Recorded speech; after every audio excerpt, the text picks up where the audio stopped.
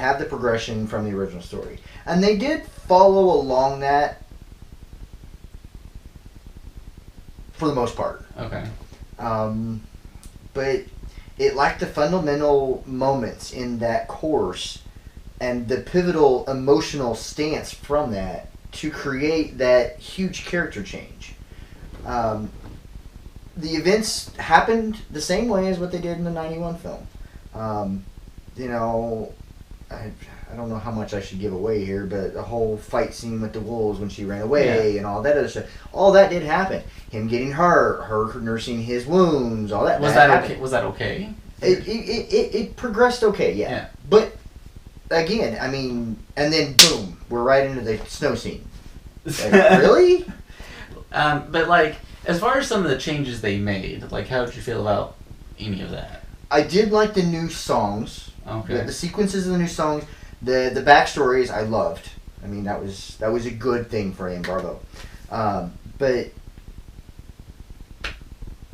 I don't know. It's like they kind of half in, half out. You know, like, so when you're making a remake or a reboot of a movie, then either they go all the way into left field and do something completely different, or they try to stick to the original as much as possible. Mm-hmm.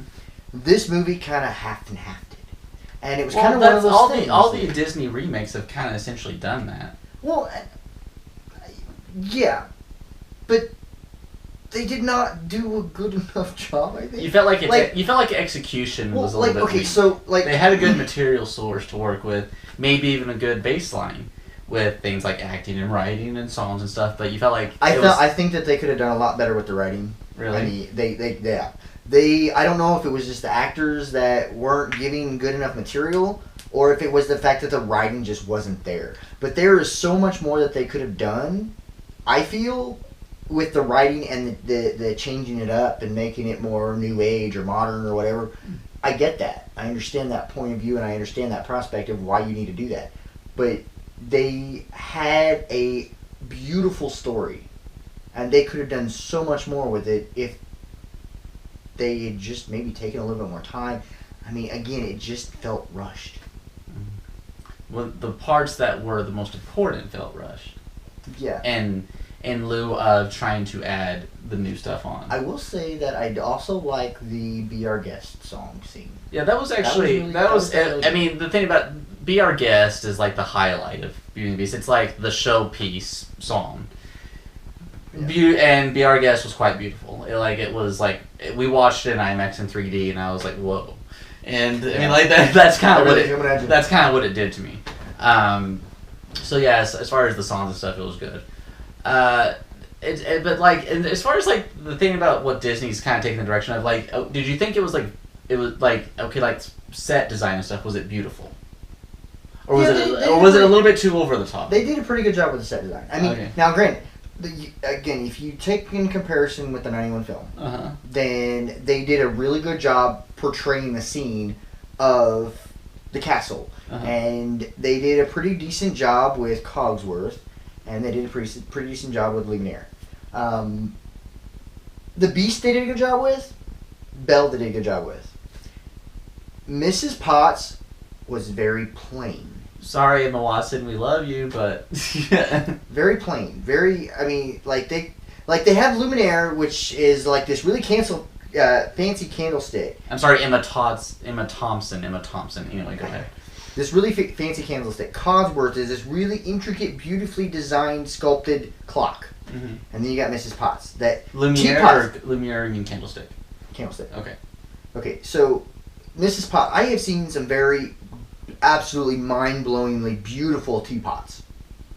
Okay, Mrs. Potts in this film was like the 99-cent jobber you buy at Walmart. I mean, come on, like, seriously? You didn't like... Okay. And I'm not saying that I don't like the actress, because I love the actress. It's like she's going against the beloved icon that is Angela Lansbury. Yes. It's like I mean, who doesn't love Angela Lansbury? And you can't replace that. I mean, like, every time I think about Mrs. Potts, and I'm sorry, unfortunately Angela Lansbury is no longer with us, so she couldn't. I think she's still alive. She is? I'm sorry that we don't know that off the top of her head, but I think she's still alive. Well, if she is, then she's not in the ability to do any more movies, unfortunately. Yeah. So she wasn't able to be.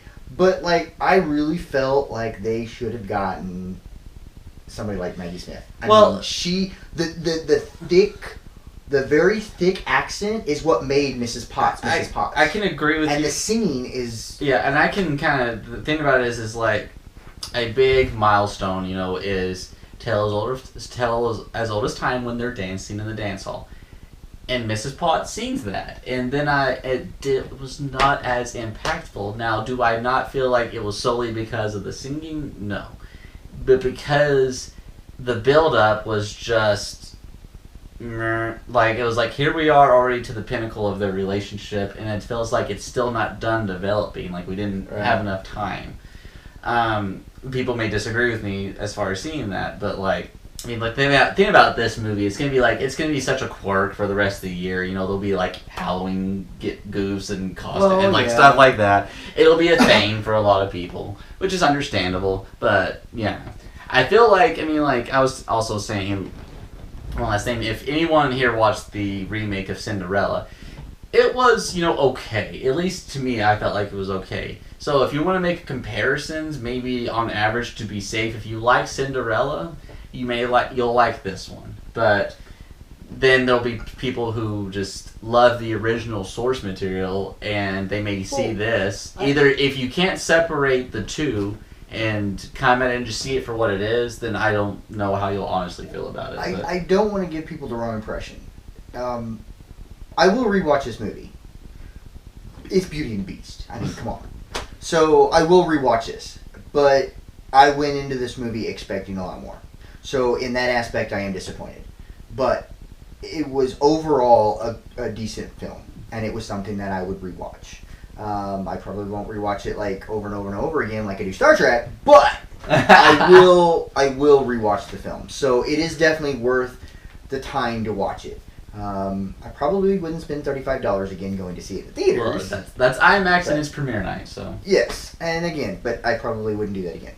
But anyway, it's like, but money that hopefully will be well spent will be in a week's time for Power Rangers. I'm so excited. And yeah, please stay tuned for that. I don't know if you're comfortable trying to give this one a score, or do you just want to leave it open-ended? I will give it a medium level. Okay, like 7 out of, or like 10 out for 1 through 10. I'm gonna say 7. Yeah, I'll give it a 6 or 7. A 6, 7.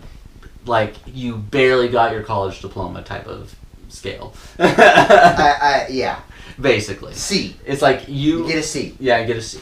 Okay. Alright, so hopefully that doesn't upset anyone. I'm sorry.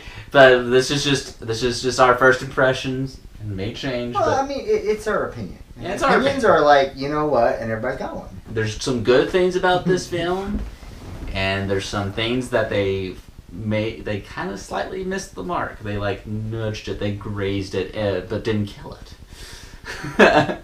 You think they totally missed the mark in some spots? In some spots. Totally missed the mark. All right, guys. Thanks for watching our review, and stay tuned for more.